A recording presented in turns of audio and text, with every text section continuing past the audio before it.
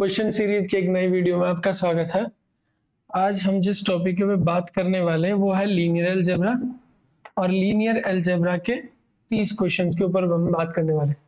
ये जो question series हमारी चल रही है ये बेसिकली उत्तराखंड एलटी और सहायक संख्या के अधिकारी को एग्जाम को ध्यान में रखते हुए चला रहे हैं। और ये टीचिंग से रिलेटेड कोई भी एग्जाम हो या नॉन टीचिंग से रिलेटेड कोई भी एग्जाम हो जिसमें मैथमेटिक्स पूछी जाती है उसके लिए इंपॉर्टेंट होने वाली है। ठीक है, इसमें पहला क्वेश्चन देखिए जरा। If A is a orthogonal matrix then A inverse के बारे में पूछ रहा। कोई भी मैट्रिक्स अगर ऑर्थोगोनल होता है तो उसका मतलब क्या होता है कि जब उसका उसके ट्रांसपोज के साथ मल्टीप्लाई कर दो तो आइडेंटिटी मिलेगी। ठीक है, अब यहाँ पे देखना कि इनवर्स के एग्जिस्टेंस की बात करता। कोई भी मैट्रिक्स का इनवर्स कब एग्जिस्ट करता, जब उसका डिटर्मिनेंट नॉन जीरो होता। तो सबसे पहले मुझे क्या चेक करना पड़ेगा कि इस मैट्रिक्स का डिटर्मिनेंट नॉन जीरो आता है या नहीं, जो ऑर्थोगोनल बनने वाला। ठीक है, उसके लिए क्या करिए, डिटर्मिनेंट निकालिए A dot A transpose equal to determinant of identity matrix. Identity matrix का डिटर्मिनेंट होता है 1।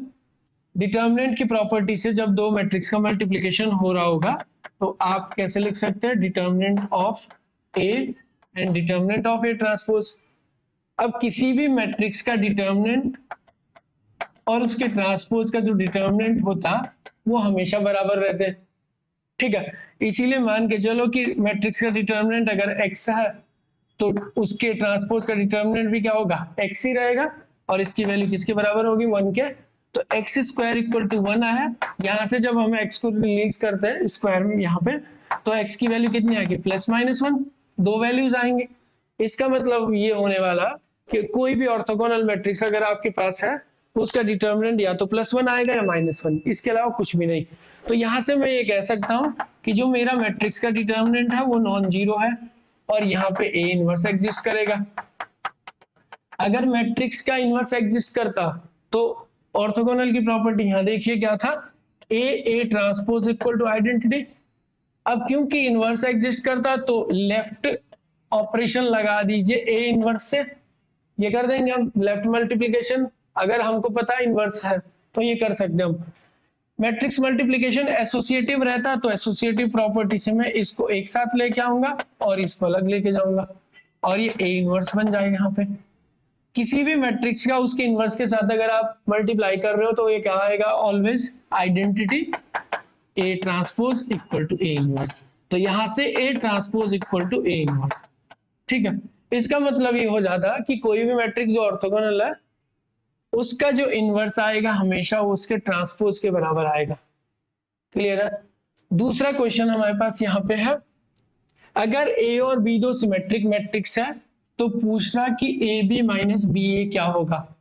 ठीक है, और सिमेट्रिक मैट्रिक्स है सेम ऑर्डर के। अब यहाँ पे देखना, कोई भी मैट्रिक्स सिमेट्रिक होता है जब उसका ट्रांसपोज उसके बराबर आए तो ए सिमेट्रिक होगा, और बी भी यहाँ सिमेट्रिक दे रखा तो उसका ट्रांसपोज भी बी के बराबर ही आएगा।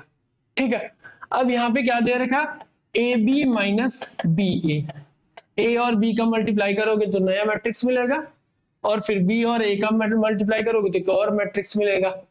उन दोनों का सब्सट्रैक्ट करोगे तो एक फाइनली एक नया मैट्रिक्स मिलेगा जिसका ऑर्डर इतना ही होगा।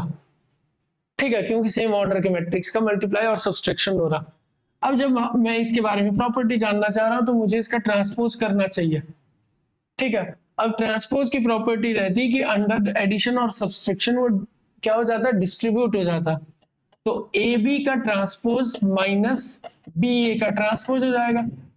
अब ट्रांसपोज की एक और प्रॉपर्टी रहती है मल्टीप्लीकेशन के अंदर, अगर a इंटू बी का ट्रांसपोज कर रहे हो तो पहले सेकंड पोजीशन वाला मैट्रिक्स आएगा और उसका ट्रांसपोज करोगे आप, और फिर फर्स्ट पोजीशन वाला माइनस यहाँ पे ये आगे आ जाएगा और बी ट्रांसपोज बाद में ये होगा।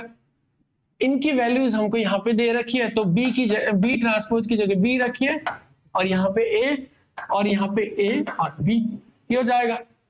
क्या वापस से ए बी माइनस बी ए मिला तो नहीं मिला, भी यहाँ माइनस कॉमन ले लीजिए तो ये बन जाएगा ए बी माइनस बी ए, ये बन गया। तो जो मैट्रिक्स यहाँ पे था वही मैट्रिक्स यहाँ पे मिल गया। तो ऐसे से मेरे को क्या मिल रहा है, X transpose is equal to X, लेकिन साथ में माइनस भी है। ऐसा मैट्रिक्स जिसका ट्रांसपोज करने के बाद वो वापस तो आए लेकिन साथ में माइनस साइन भी आए, उसको बोलते हैं स्क्यू सिमेट्रिक मैट्रिक्स।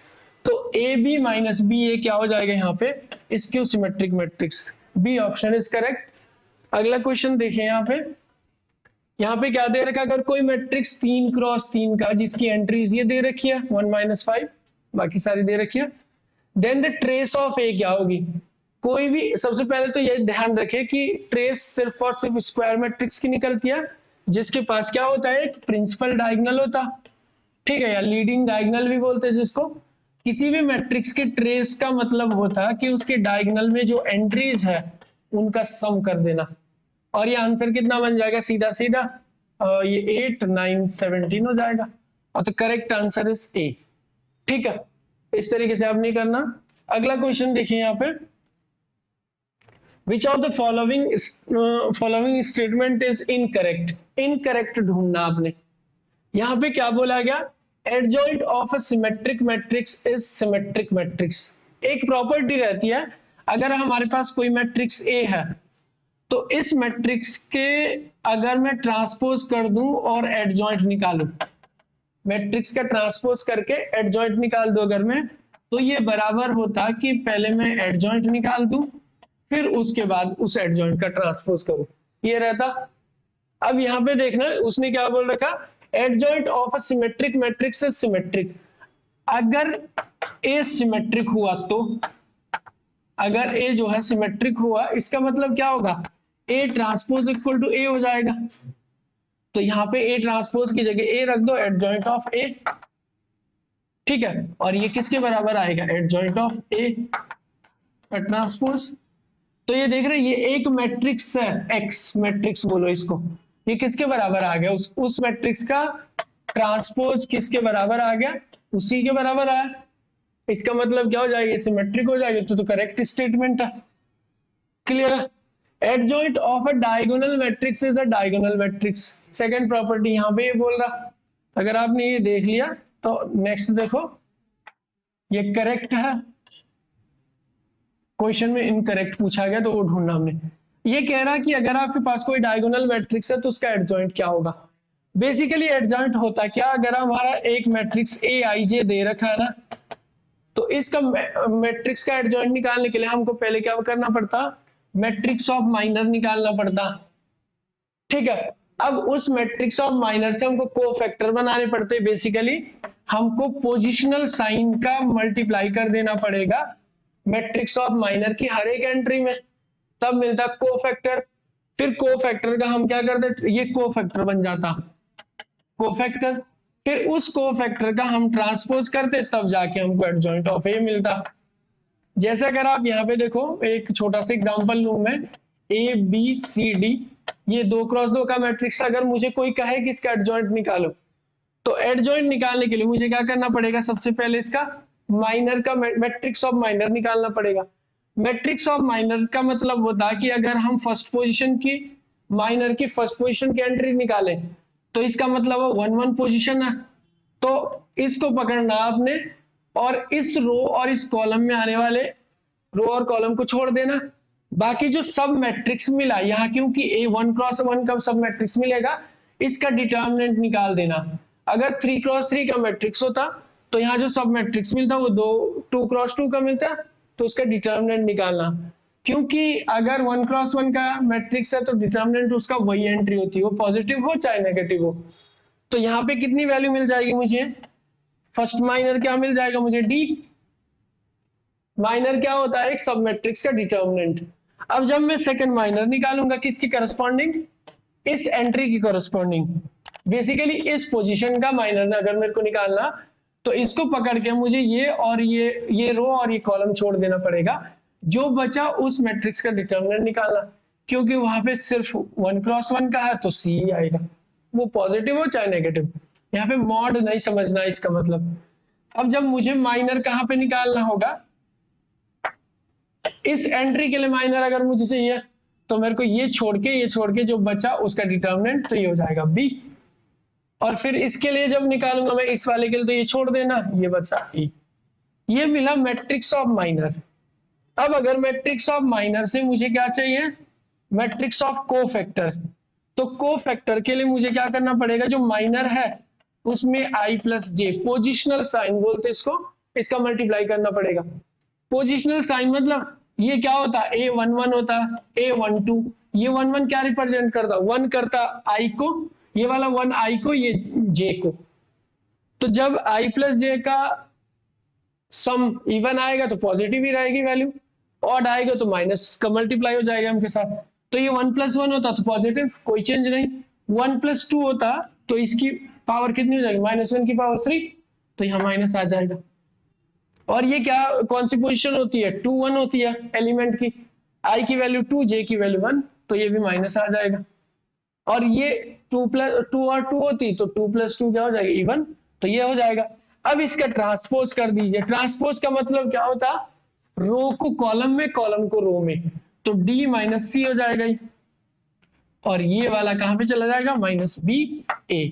ये होता मैट्रिक्स का एडजॉइंट, ये कहेगा, क्योंकि एग्जाम्स में डायरेक्ट एडजॉइंट भी पूछा जाता है 2x2 के मैट्रिक्स का, आपको आना चाहिए निकालना, ठीक है। तो अगर कोई मैट्रिक्स डायगोनल हुआ ना, तो डायगोनल होने का मतलब है यहाँ पे नॉन जीरो एंट्री होंगी, ये बाकी सारी जीरो होंगी, तो ये जीरो हो जाएंगी जब एडजॉइंट निकालोगे।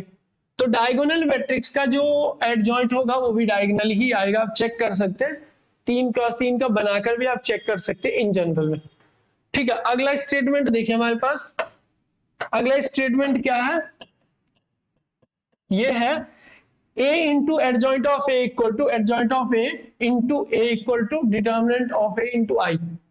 कहने का मतलब है कि अगर कोई भी मैट्रिक्स है आपके पास, उस मैट्रिक्स का मल्टीप्लाई अगर आप उस मैट्रिक्स के एडजॉइंट के साथ कर दें तो आपको एक स्केलर मैट्रिक्स मिलेगा जिसकी डायगोनल एंट्री क्या होगी, मैट्रिक्स का डिटर्मिनेंट। ये स्केलर आइडेंटिटी मैट्रिक्स क्या होता है, इसके 1 1 होते हैं, बाकी सब जीरो, ठीक है, डायगोनल के ऊपर नीचे सब जीरो। अब डिटर्मिनेंट ऑफ ए, किसी भी मैट्रिक्स के ऊपर किसी स्केलर का मल्टीप्लाई करने का मतलब हर एक एंट्री पे जाएगा, तो यहाँ पे determinant of A, determinant of A, determinant of A आएगा, तो स्केलर मैट्रिक्स बनेगा, ठीक है। क्या ये ट्रू है या फॉल्स है, तो ये ट्रू आता है, थोड़ा लंबा प्रोसेस है यहाँ पे, इसीलिए इसको क्या करिए, डायरेक्ट याद रखिए एज अ रिजल्ट, ठीक है। जब क्लास चलेगी या डिस्कशन होगा डिस्क्रिप्टिव, तो हम उसको अलग से बनाएंगे।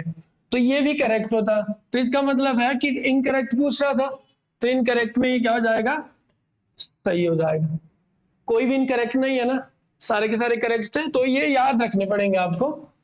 अगला क्वेश्चन देखिए, the rank of null matrix of order n is, कोई भी मैट्रिक्स दे रखा, उस मैट्रिक्स की रैंक का मतलब क्या होता, अगर वो स्क्वायर मैट्रिक्स है या नॉन स्क्वायर मैट्रिक्स है, आपको क्या करना होता है, इकोलन फॉर्म में कन्वर्ट करते हैं मैट्रिक्स को। और इकोलन फॉर्म का मतलब होता है कि आपने पहली रो के पहली एंट्री को नॉन जीरो बनाना और 1 बनाना, उसके नीचे सब जीरो, पहली चीज। फिर इधर एंट्रीज में जो ऑपरेशन लगा के कोई चेंज होगा उससे आपकी रैंक में कोई इफेक्ट नहीं पड़ेगा। अब फिर आपने दूसरी रो पे आना और दूसरी रो के राइट में पहली जो एंट्री होगी जीरो के राइट में, उसको 1 बना देना, ये 1 है, ये 1 है, इसके नीचे सब जीरो।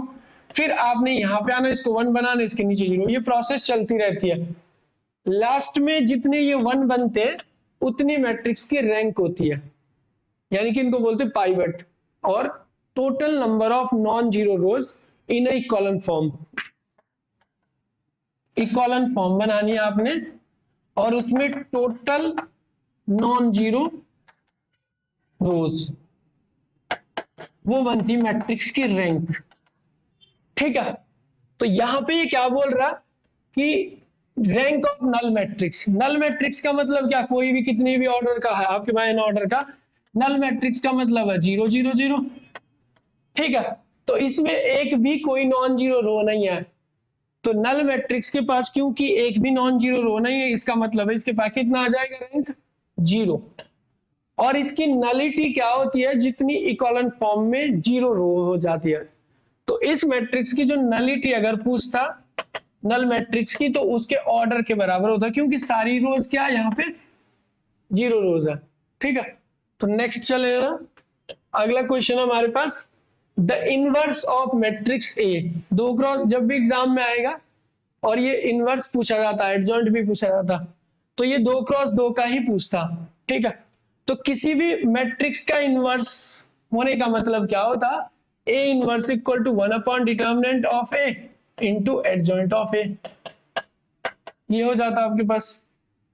ठीक है, तो अब करना क्या है, यहाँ पे करना ये है कि सबसे पहले आपको एडजॉइंट निकालना और अच्छा, अगर यहाँ पे मैट्रिक्स का डिटर्मिनेंट, पहले क्वेश्चन में भी बताया मैंने, अगर डिटर्मिनेंट नॉन जीरो आता तो ए इनवर्स एग्जिस्ट करता, इनवर्स निकाल पाओगे आप। फिर अगर डिटर्मिनेंट जीरो है यानी कि सिंगुलर अगर मैट्रिक्स हो गया, तब ए इनवर्स आपने नहीं निकालना, क्योंकि वो एग्जिस्ट नहीं करेगा, डज नॉट एग्जिस्ट। इस तरीके से आप बात करोगे। ठीक है, अब यहाँ पे क्या करना, सबसे पहले डिटर्मिनेंट निकालो मैट्रिक्स का। डिटर्मिनेंट क्या होता है, 2x2 के मैट्रिक्स, इसका मल्टीप्लाई इसके साथ माइनस इसका मल्टीप्लाई इसके साथ। ठीक है, तो ये क्या हो जाएगा आपके पास, 1 इंटू 10 माइनस 3 इंटू 3, ये कितना बन जाएगा, 10 माइनस 9 इक्वल टू 1। डिटर्मिनेंट निकालकर साइड रखो, इस मैट्रिक्स का जो डिटर्मिनेंट है वो 1, इसका मतलब इनवर्स एग्जिस्ट करेगा। अब अगर इसका इनवर्स एग्जिस्ट करता तो उसके लिए आपको एडजॉइंट चाहिए, क्योंकि ए इनवर्स इक्वल टू कितना, ठीक है। अब देखना यहाँ पे एडजॉइंट 2x2, अगर आपके पास 2x2 का मैट्रिक्स है 1 3 3 एंड 10, तो इसका जब आप एडजॉइंट निकालोगे ना, तो पीछे मैंने 2x2 के मैट्रिक्स का एडजॉइंट कैसे निकालना वो बता दिया था, और आपको डायरेक्ट याद ऐसे रखना। करना क्या होता कि ये दोनों चेंज हो जाएंगे, अपनी पोजीशन चेंज कर लेंगे, यानी कि यहाँ पे 10 आ जाएगा, यहाँ पे 1 आ जाएगा। ठीक है, ये सिर्फ और सिर्फ 2x2 के लिए, और इस पे माइनस साइन का मल्टीप्लाई कर दो, पोजीशन चेंज नहीं करनी है, -3 ये हो जाएगा। ये इस मैट्रिक्स का क्या हो जाएगा, एडजॉइंट होगा। अब जब आपको ए इनवर्स चाहिए तो आप 1 अपॉन डिटर्मिनेंट ऑफ ए का मल्टीप्लाई कर दीजिए, क्योंकि 1 अपॉन डिटर्मिनेंट ऑफ ए 1 है तो कोई फर्क पड़ेगा नहीं, तो आंसर आपका ये मिलेगा। तो जिस ऑप्शन में है ये वो करेक्ट आंसर हो जाएगा। ठीक है, तो क्या हो जाएगा इसका बी करेक्ट आंसर। अगला क्वेश्चन देखिए, from the matrix A B equal to A C we can conclude B equal to C. Cancellation property दे रखी, ये कह रहा है कि आपको A B equal to A C दे रखा है, और ये इंप्लाई करवा रखा बी इक्वल टू सी। अब ये कह रहा है कि कब ऐसा हो पाएगा। ठीक है, यानी कि मैट्रिक्स मल्टीप्लिकेशन में कैंसिलेशन लॉ कब होल्ड करेगा। ये लेफ्ट कैंसिलेशन है, यहाँ पे ए लेफ्ट में, यहाँ पे भी लेफ्ट में, तो लेफ्ट वाले से लेफ्ट वाला कैंसिल हो जाता है, यानी कि कैंसिलेशन लॉ होल्ड करता। उसके लिए आपने प्रॉपर्टी निकालनी होगी। अब देखना यहाँ पे ए यहां से कब कैंसिल हो पाएगा, जब यहाँ ए इनवर्स एग्जिस्ट करेगा। अगर ए इनवर्स एग्जिस्ट करता तब मैं क्या करूंगा, दोनों तरफ लेफ्ट साइड से मल्टीप्लाई कर दूंगा ए इनवर्स का, ये हो जाएगा। क्योंकि मैट्रिक्स मल्टीप्लिकेशन ऑलवेज एसोसिएटिव होता, तो A inverse A B equal to A inverse A C हो जाएगा। ये आइडेंटिटी है, ये भी आइडेंटिटी है, तो b equal to identity matrix का किसी के साथ मल्टीप्लाई करो सेम वही आता, तो b इक्वल टू सी आ गया। तो इफेक्ट किसके कारण हुआ, सिर्फ और सिर्फ a के कारण। और a का क्या होना चाहिए, इनवर्स एग्जिस्ट करना चाहिए। किसी भी मैट्रिक्स का इनवर्स एग्जिस्ट कब करेगा, जब वो नॉन सिंगुलर होगा, मतलब डिटर्मिनेंट नॉन जीरो होगा। बाकी b और c के बारे में कोई बात करने की जरूरत ही नहीं, क्योंकि उनका काम नहीं आ रहा है यहाँ पे। ठीक है, नेक्स्ट क्वेश्चन है, if A and B are two square matrix of the same order such that B equal to, ये दे रखा हमारे पास B जो है वो बराबर है negative of A inverse into B into A। ठीक है, तो आपको बोला गया कि A प्लस B का होल स्क्वायर क्या होगा। ठीक है, तो यहां पर देखिए जरा, यहाँ पे हमको पता चल रहा कि डिटर्मिनेंट ऑफ A जो है वो नॉन जीरो, यानी इनवर्स एग्जिस्ट कर रहा। ठीक है, तो मैं क्या कर सकता हूं, दोनों तरफ a से मल्टीप्लाई कर सकता हूं, क्योंकि इन्वर्टेबल है ना, तब आप मल्टीप्लाई कर सकते हैं दोनों तरफ से। अगर इन्वर्टेबल नहीं होता तो जरूरी नहीं है कि आप मल्टीप्लाई कर पाते हैं।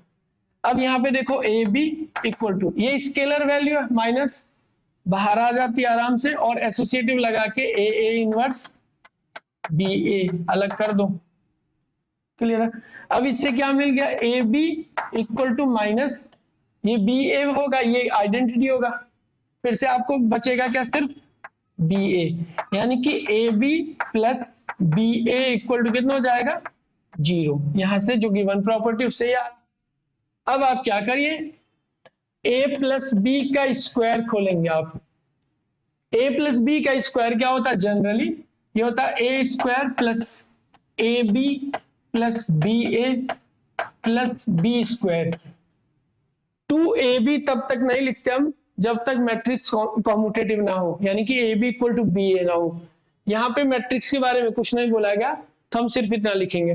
अब हमको दे क्या रखा, ये हमको सॉल्व कर क्या, इसकी वैल्यू कितनी है, पूरी 0 है, तो ए स्क्वायर प्लस बी स्क्वायर हमारा आंसर आ रहा है यहाँ पे ए प्लस बी के स्क्वायर से। तो करेक्ट आंसर इज दिस। ठीक है, अगला क्वेश्चन देखिए यहाँ पे, if A is a square matrix and B is invertible matrix of same order. A square matrix है, बी इन्वर्टेबल मैट्रिक्स है, ए के बारे में कुछ भी नहीं बोला गया। ठीक है, देन डिटर्मिनेंट ऑफ दिस, ये बोल रहा कि determinant of A inverse A B. अब यहाँ पे क्या दे रखा, जो ए इनवर्स है ना आपके पास, वो इन्वर्टेबल है, यानी कि इनवर्स एग्जिस्ट कर रहा है उसका।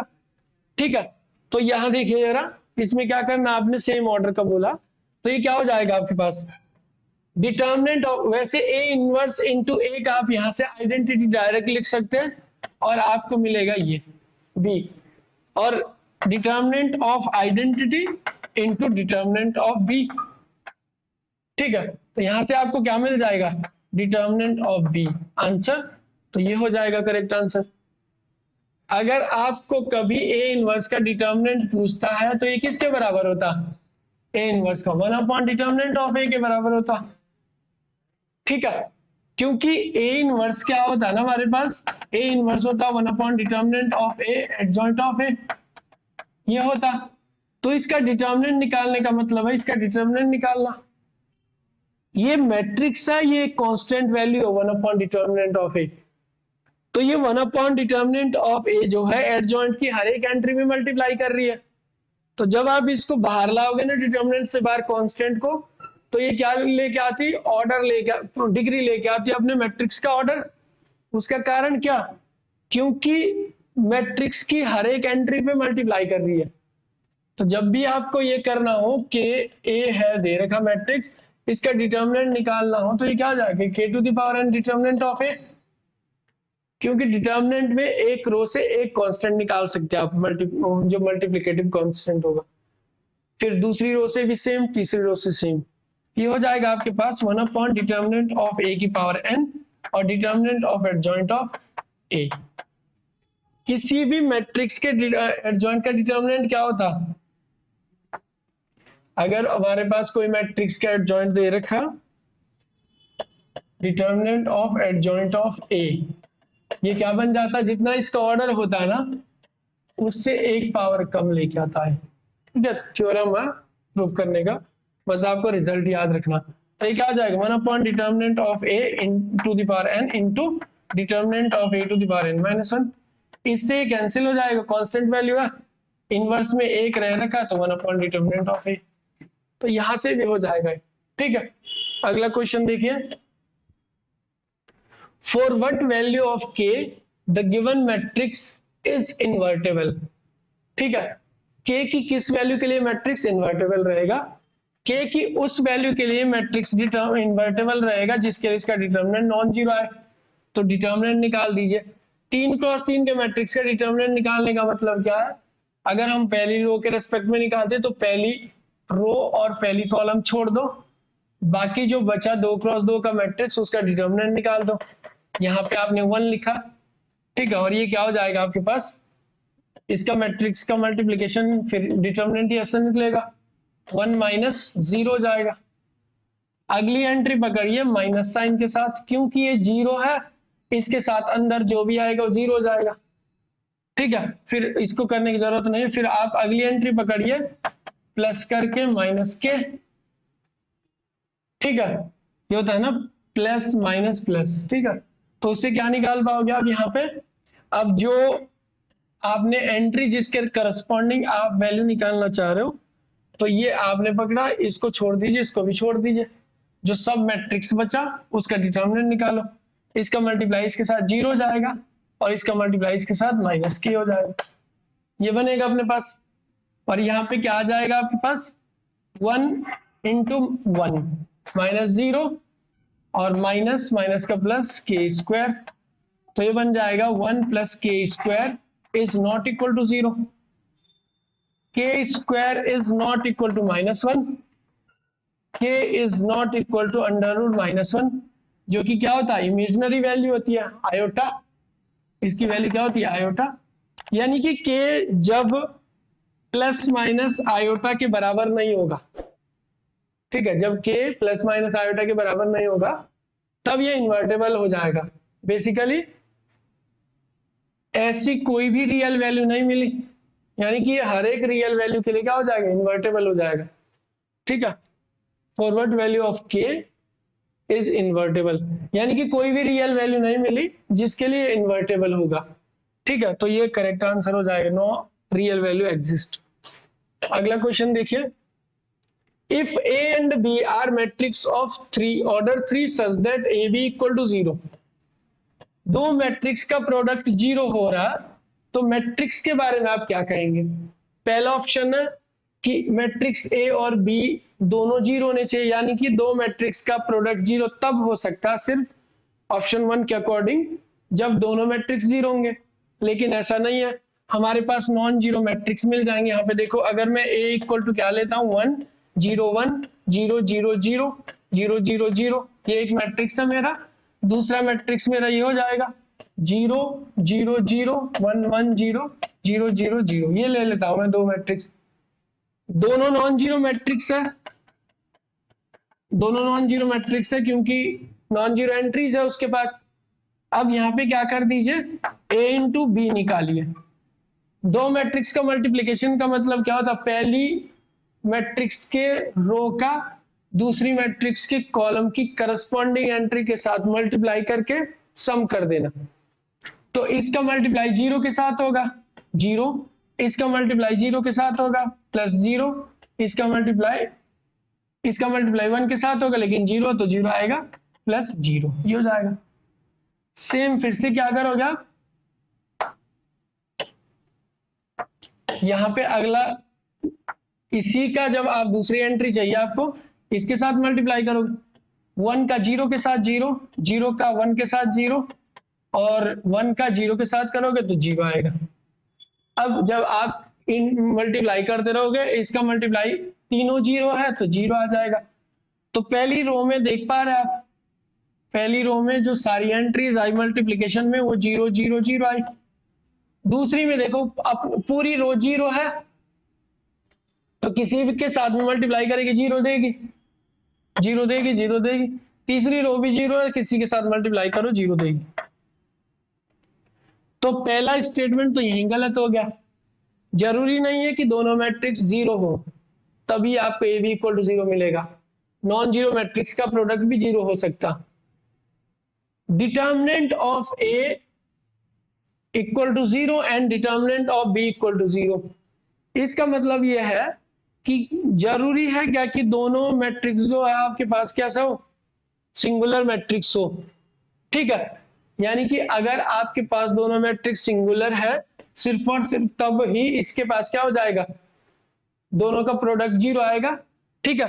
तो आपको ऐसा भी जरूरी नहीं है, इसके लिए आप कोई एग्जांपल उठा सकते हैं, ठीक है। लेकिन आपको याद रखना है इसकी प्रॉपर्टी में ये भी गलत है। जरूरी नहीं, जब ऐसा हो रहा होगा तब तो बनेगा ही ए बी इक्वल टू 0, ऐसा हो रहा होगा तब भी बनेगा ही, ठीक है। लेकिन जरूरी नहीं है कि अगर ए बी वापस इंप्लाई नहीं करेगा, ठीक है। चौथी प्रॉपर्टी देखिए, डिटर्मिनेंट ऑफ ए इज 0 और बी इज 0। चौथी प्रॉपर्टी को भी ये गलत करता क्योंकि यहाँ पे दोनों 0 है। तो बचा कौन सा अपने पास, सी ऑप्शन करेक्ट होगा। कम से कम एक मैट्रिक्स नॉन सिंगुलर होना चाहिए। अगर आपके पास दोनों मैट्रिक्स नॉन सिंगुलर होंगे ना, दोनों मैट्रिक्स नॉन सिंगुलर होंगे तो उन दोनों का जो प्रोडक्ट होगा वो क्या होगा, इस तरीके से निकलेगा। तो डिटर्मिनेंट ऑफ ए और डिटर्मिनेंट ऑफ बी दोनों का क्या है आपके पास, नॉन जीरो है, तो डिटर्मिनेंट इनका नॉन जीरो आएगा। जबकि यहाँ पे जो A B equal to zero दे रखा है, इसमें जब आप डिटर्मिनेंट ऑफ ए बी करोगे तो ये क्या रहा, determinant of A into determinant of B equal to zero. तो इसमें कौन कौन सी पॉसिबिलिटीज बनती, either determinant of A equal to zero और determinant of B equal to zero, कम से कम एक का डिटर्मिनेंट जीरो होना चाहिए, तो यहां से सी ऑप्शन करेक्ट आ जाता। ठीक है, तो इस तरीके से आप इसको करेंगे। अगला क्वेश्चन देखिए, which of the following is true, skew symmetric matrix of odd order is invertible. अगर आपके पास कोई स्क्यू सिमेट्रिक मैट्रिक्स है, इसका मतलब होता कि उस मैट्रिक्स का अगर आप ट्रांसपोज कर दो तो वापस से मैट्रिक्स तो मिलेगा, लेकिन साथ में एक माइनस साइन लेके आएगा, उसको बोलते हैं स्क्यू सिमेट्रिक मैट्रिक्स।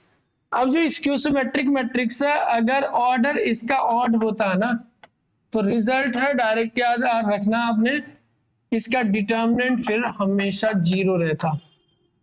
ठीक है, इसको प्रूफ भी कर सकते बना के, कोई जरूरत नहीं है, डायरेक्ट याद रखो कि अगर कोई स्क्यू सिमेट्रिक मैट्रिक्स है तो उसका डिटर्मिनेंट जीरो होगा सिर्फ और सिर्फ कब, जब वो क्या होगा, ऑड ऑर्डर का होगा, जैसे 3/3, 5/5, तो डिटर्मिनेंट स्क्यू सिमेट्रिक मैट्रिक्स का ही आएगा।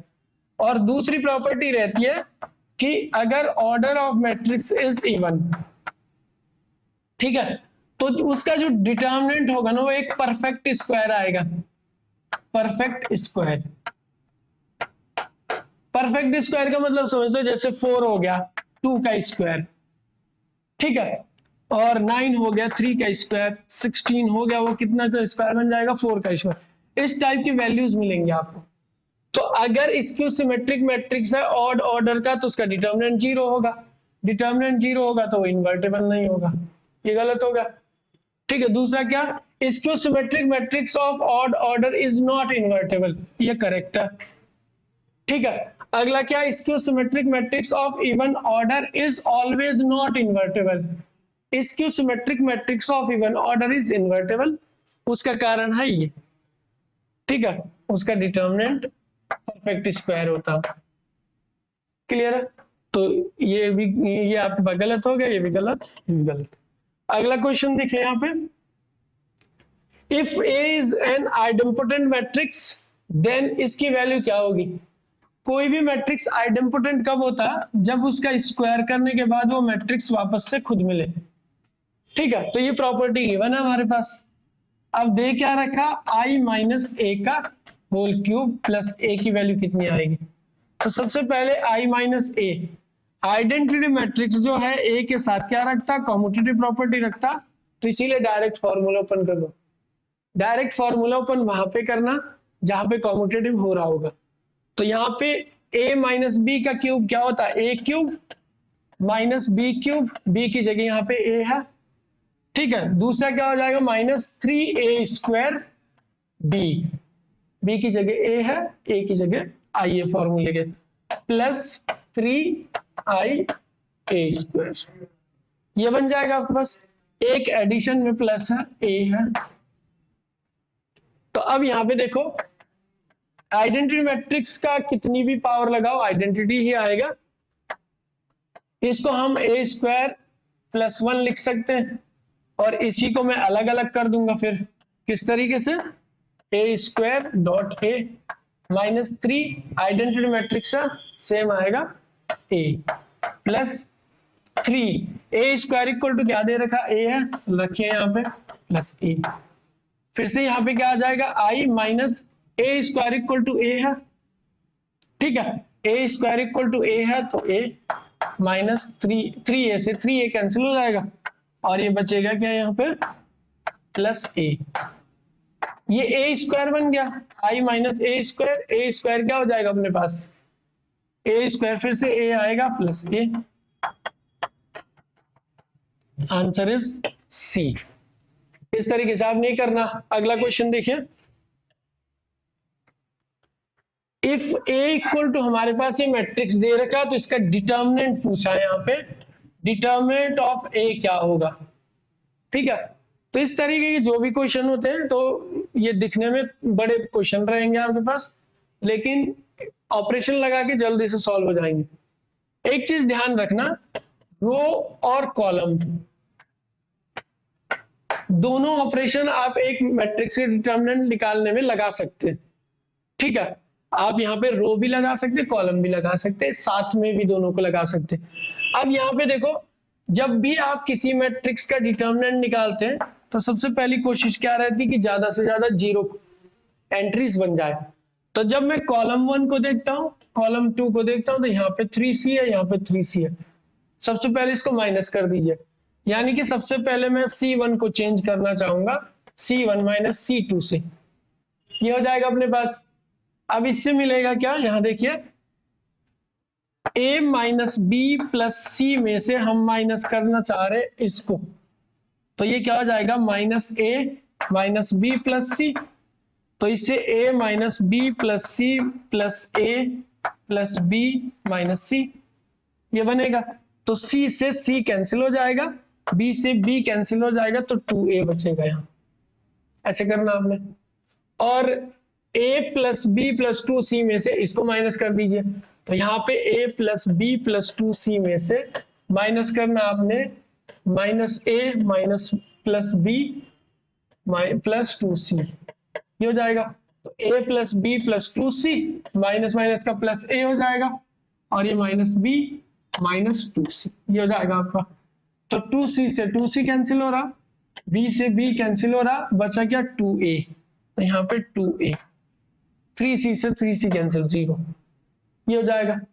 अगला देखिए आप, यहाँ पे ये अनचेंज्ड है क्योंकि इस पे ऑपरेशन नहीं लगा। 1 2 3 ये है आपके पास, क्लियर है। अब दूसरा क्या दिख रहा है हमको, यहाँ पे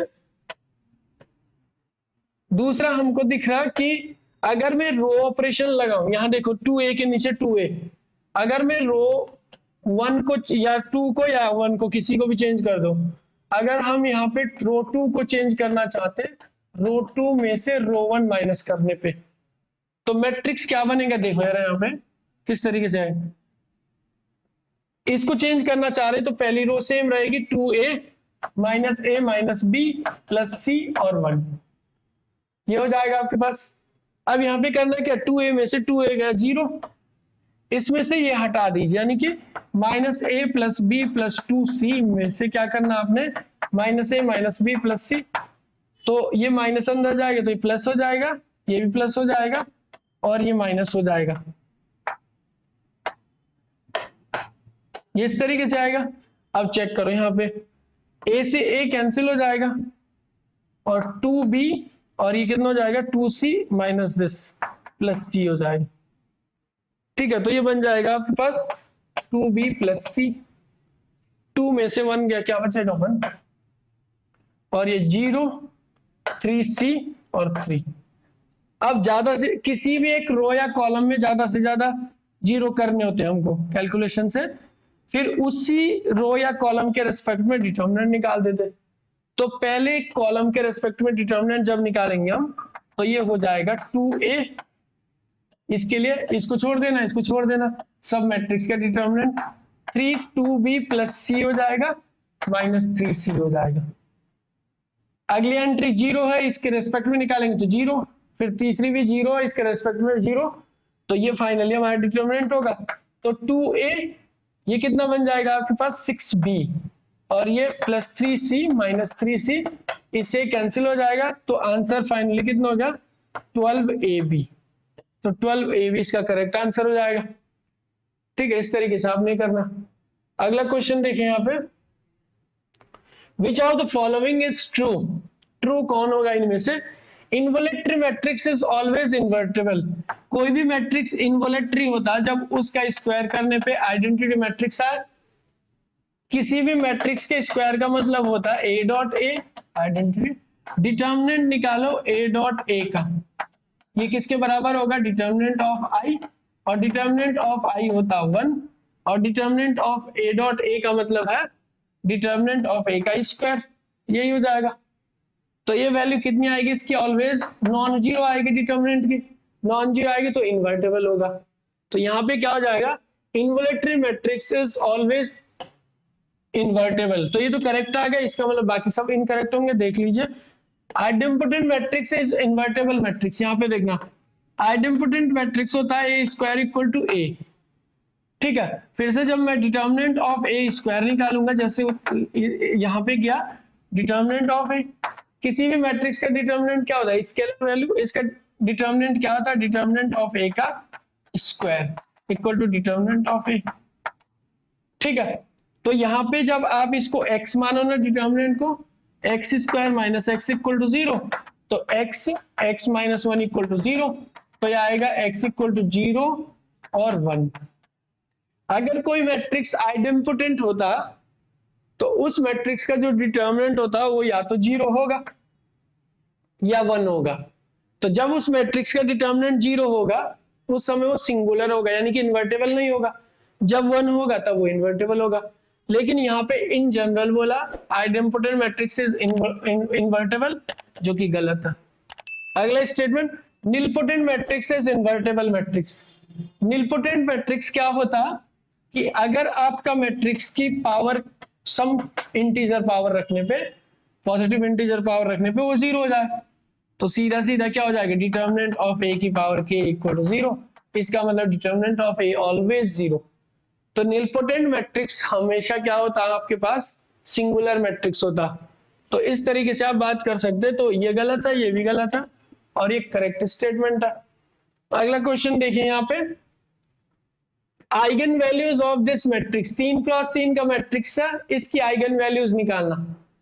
पहले अगर डायरेक्ट ना निकालना पड़े तो ज्यादा अच्छा, क्योंकि डायरेक्ट निकालने का मतलब है a माइनस लेमडा इसका डिटर्मिनेंट, यानी कि मैट्रिक्स में से आपने किसको माइनस करना, एक स्केलर मैट्रिक्स का जिसकी स्केलर वैल्यू क्या होगी, कोई फिक्स वेरिएबल। अब यहाँ पे आपको एक इक्वेशन मिलेगी पॉलिनोमियल, कितनी डिग्री की, n डिग्री की। तो इसके पास n रूट जो होंगे वही आपकी आइगन वैल्यूज होंगी, और जो इक्वेशन मिलेगी वो कैरेक्टरिस्टिक इक्वेशन मिलेगी मैट्रिक्स की, ठीक है। डायरेक्ट भी होता, अगर 3x3 का मैट्रिक्स है तो उस मैट्रिक्स की कैरेक्टरिस्टिक डायरेक्ट क्या होती है, सबसे बड़ी पावर मतलब ऑर्डर उस मैट्रिक्स का माइनस करिए, फिर ट्रेस ऑफ मैट्रिक्स ए, एक पावर कम कर दीजिए, लेमडा या एक्स कोई भी ले लीजिए, एक्स की जगह लेमडा रख रहा हूं मैं, ठीक है यहां पर। तो और नेक्स्ट क्या होगा, प्लस आपके पास ट्रेस ऑफ एडजॉइंट ऑफ ए, एक पावर और कम कर दीजिए, माइनस डिटर्मिनेंट ऑफ ए। ये होती किसी भी मैट्रिक्स की 3x3 का मैट्रिक्स अगर कोई है तो उसकी कैरेक्टरिस्टिक इक्वेशन। सबसे पहले आपको x की उतने डिग्री की पॉलिनोमियल बनानी है जितना उस मैट्रिक्स का ऑर्डर है, और पावर घटते हुए क्रम में रखिए, लास्ट में कांस्टेंट। अब जो पहला टर्म होगा उसको खाली छोड़िए, कोएफिशिएंट 1, अगला टर्म का कोएफिशिएंट जो होगा ट्रेस ऑफ ए, फिर अगले टर्म का कोएफिशिएंट होगा ट्रेस ऑफ एडजॉइंट ऑफ ए, फिर लास्ट टर्म बचेगा आपके पास कांस्टेंट, वो होगा डिटर्मिनेंट ऑफ ए। और साइन क्या होगा, प्लस माइनस, अल्टरनेटिंग साइन होगा, ठीक है। और कुछ और प्रॉपर्टीज होती है, अगर उनसे काम हो जाए तो ज्यादा अच्छा। और प्रॉपर्टीज क्या, कि जैसे 3x3 का मैट्रिक्स है तो 3 आइगन वैल्यूज होंगी, lambda 1 plus lambda 2 plus lambda 3, 3 eigen values है। और किसी भी मैट्रिक्स की आइगन वैल्यूज का जो सम होता वो मैट्रिक्स की ट्रेस के बराबर आता, ठीक है। और अगर इन्हीं का प्रोडक्ट निकालना तो जो प्रोडक्ट होगा ना वो मैट्रिक्स के डिटर्मिनेंट के बराबर आता, सिंपल। तो यहाँ पे देखो इस मैट्रिक्स की अगर आप ट्रेस निकालते हैं तो आपको क्या मिलेगा, 3 प्लस 3 प्लस 3 9। अब इन चार ऑप्शंस में से जिनका सम 9 हो रहा वो पॉसिबली आइगन वैल्यूज है मैट्रिक्स की, और जिनका सम 9 नहीं हो रहा वो आइगन वैल्यू कभी भी नहीं होंगी। तो यहाँ पे देखो 1 प्लस 1 प्लस 1 कितना होता है, 3, तो ये आइगन वैल्यू नहीं होगी। 1 प्लस 1 प्लस 2 कितना हो रहा, 4, ये भी नहीं होगी क्योंकि 9 चाहिए। 1 प्लस 4 प्लस कितना हो रहा, 9, ये हो सकती है अगर अगले वाले का सम 9 ना आया तो। 1 + 2 + 4 कितना हो जाएगा 6 7। तो ओनली एक ही ऑप्शन में आपके पास क्या सम आ रहा है 9, तो ये करेक्ट आंसर हो गया। अब आप इसका डिटर्मिनेंट निकाल के चेक करना कि क्या इसका डिटर्मिनेंट यही आ रहा है, क्या आना चाहिए फिर डिटर्मिनेंट 1 × 4 × 4 16 आना चाहिए। आप इसको खुद से चेक करना। कैरेक्टरिस्टिक इक्वेशन निकालनी होगी, ट्रेस ऑफ दिस ये निकाल के यहाँ पे वैल्यू रख देना। क्लियर है? अगला क्वेश्चन पे चलते हैं।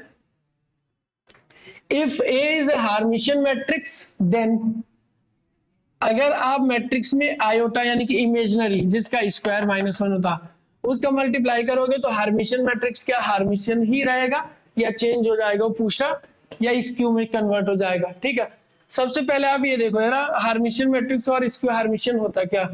अगर आपके पास कोई मैट्रिक्स दे रखा ना जिसकी एंट्रीज कॉम्प्लेक्स है, हार्मिशियन और स्क्यू हार्मिशियन होने के लिए आपको कॉम्प्लेक्स एंट्रीज वाले मैट्रिक्स की जरूरत पड़ेगी। यहाँ पे जो एंट्रीज है वो कॉम्प्लेक्स से होंगी। क्लियर है? ठीक है, अब सबसे पहले आपने इसका क्या करना, कॉन्जुगेट मैट्रिक्स निकालना। कॉन्जुगेट मैट्रिक्स का मतलब होगा कि आपने जो कॉम्प्लेक्स एंट्रीज है उनका कॉन्जुगेट कर देना। कॉन्जुगेट जानते हैं, अगर कोई complex number x + iota y है तो इसका कॉन्जुगेट में बार लगा देते हैं और जो इमेजिनरी पार्ट होता है उसको साइन को अपोजिट कर देते हैं। ये करना। ठीक है, अब इसका आपने क्या कर देना, ट्रांसपोज कर देना। इसको बोलते कॉन्जुगेट ट्रांसपोज और इसको रिप्रेजेंट करते a स्टार या a थीटा, a स्टार या a थीटा से। इसको बोलते कॉन्जुगेट ट्रांसपोज। अब देखना कोई भी मैट्रिक्स हार्मिशियन मैट्रिक्स होता, हार्मिशियन मैट्रिक्स जब उस मैट्रिक्स का जो कॉन्जुगेट ट्रांसपोज होगा ना वापस से मैट्रिक्स के बराबर ही आए तब उसको हार्मिशियन मैट्रिक्स बोला जाएगा। क्लियर है? जैसे अगर एग्जांपल के लिए आप यहाँ पे देखो A ये है C + iota D, C - iota D और ये क्या हो जाएगा आपके पास B। ये मैट्रिक्स है A = दिस। अब इसका जब आप बार करोगे ना तो हर एक एंट्री का बार, ये रियल है तो A ही रहेगा, C - आयोटा D हो जाएगा, C + आयोटा D हो जाएगा, कॉन्जुगेट इसका ये B ही रहेगा। अब इसका क्या कर दीजिए आप, ट्रांसपोज कर दीजिए। ट्रांसपोज मतलब रो कॉलम में कॉलम रो में, तो A ये आएगा पहला column, C - iota D, C + iota D और B ये आ जाएगा। ठीक है, तो इस तरीके से आपने इसको करना। तो यहां पे आपको क्या मिल जाएगा, अगर आप इसका ट्रांसपोज को देखो तो ये वापस से A आ गया, तो इसको हार्मिशियन मैट्रिक्स बोलते हैं। ये है ना A, यहाँ पे माइनस है यहाँ पे प्लस है। ठीक है, अब ये कह रहा कि अगर इस हार्मिशियन मैट्रिक्स पर, अगर इस हार्मिशियन मैट्रिक्स पर आयोटा का मल्टीप्लाई कर दिया जाए, तो मैं इसको पहले हटा दूं।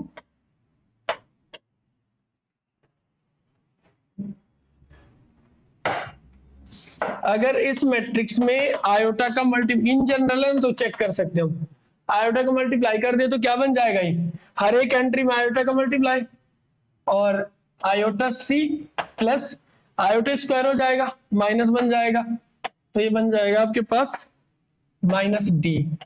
क्लियर है? और यहाँ पे क्या हो जाएगा, आयोटा C आयोटा स्क्वायर -1 तो ये प्लस हो जाएगा, ये बन जाएगा आपके पास आयोटा B। अब ये ध्यान रहे कि अगर आपके पास हार्मिशियन मैट्रिक्स है तो उसकी डायगोनल एंट्रीज कभी भी इमेजिनरी नहीं होंगी। पहली चीज तो यहां से ये आ जाती है, तो इसका मतलब ये हार्मिशियन तो नहीं आएगा। जो डायगोनल एंट्रीज रहती है स्क्यू हार्मिशियन मैट्रिक्स। स्क्यू हार्मिशियन मैट्रिक्स क्या होता है, जब आप सेम कॉम्प्लेक्स कॉन्जुगेट ट्रांसपोज करके वापस मैट्रिक्स तो लेके आओ लेकिन साथ में माइनस भी आए, तो स्क्यू हार्मिशियन मैट्रिक्स की जो डायगोनल एंट्रीज होती है ना वो प्योरली इमेजिनरी या जीरो। ये क्वेश्चन भी पूछा जाता कि स्क्यू हार्मिशियन मैट्रिक्स और हार्मिशियन मैट्रिक्स की डायगोनल एंट्रीज क्या रहती है। तो ये जो हो सकता है ना, ये स्क्यू हार्मिशियन हो सकता, उसके लिए चेक करना पड़ेगा। ठीक है, बेसिकली ये स्क्यू हार्मिशियन ही आता। ठीक है, आप इसको क्या करिए, आयोटा A का बार करिए, कॉन्जुगेट निकालिए, तो -iota A -D - iota C और ये क्या हो जाएगा डी माइनस आयोटा सी और माइनस आयोटा बी, ये हो जाएगा। अब क्या करिए यहाँ पे इसका ट्रांसपोज कर दीजिए। ट्रांसपोज क्या आ जाएगा आपके पास, माइनस आयोटा ए और ये हो जाएगा माइनस डी माइनस आयोटा सी, और ये क्या हो जाएगा डी माइनस आयोटा सी माइनस आयोटा बी। अब क्या करो, माइनस कॉमन ले लो, यहाँ पे माइनस बाहर कॉमन ले लीजिए, तब चेक कर दे क्या आता। अगर आप माइनस कॉमन ले गए तो ये प्लस हो जाएगा, ये भी प्लस हो जाएगा और ये माइनस हो जाएगा, ठीक है, और ये प्लस हो जाएगा, प्लस हो जाएगा और ये भी प्लस हो जाएगा। तो ये जो मैट्रिक्स आया ना, ये आयोटा ए के बराबर ही आया। आप चेक कर लीजिए जहां पे आयोटा ए लिखा होगा ये है, ठीक है, तो इसके बराबर आ जाएगा ये, तो इसका मतलब ये इसकी हार्मिशन मैट्रिक्स है, तो ये चेक करने की जरूरत नहीं है।